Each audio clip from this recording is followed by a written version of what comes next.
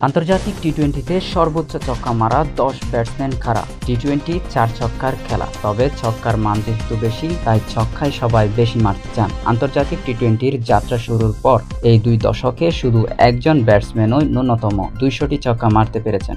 অন্তত ১৫০টি ছক্কা মারা ব্যাটসম্যান মাত্র ৫ জন। মাত্র ৩০ জন ব্যাটসম্যান ন্যূনতম ১০০টি ছক্কা মারতে পেরেছেন।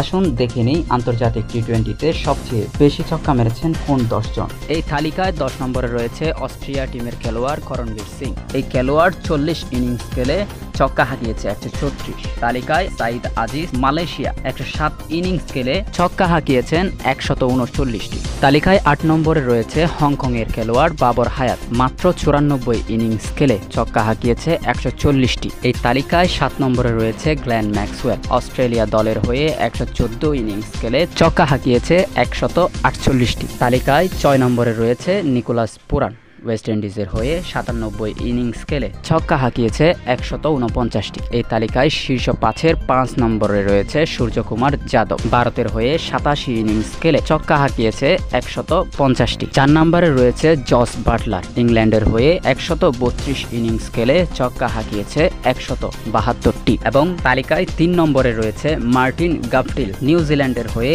১১৮ ইনিংস খেলে ছক্কা হাঁকিয়েছে ১৭৩টি। শীর্ষ ১০-এর এই তালিকায় ২ নম্বরে রয়েছে মোহাম্মদ ওয়াসিম, আরব আমিরাতের এই খেলোয়াড় মাত্র ৯১ ইনিংস খেলে ছক্কা হাঁকিয়েছেন ১৮৭টি। এই তালিকায় সবার শীর্ষে থাকা প্লেয়ার হচ্ছে রোহিত শর্মা। ভারতের এই ব্যাটসম্যান ১৫১ ইনিংস খেলে ছক্কা হাঁকিয়েছেন ২০৫টি।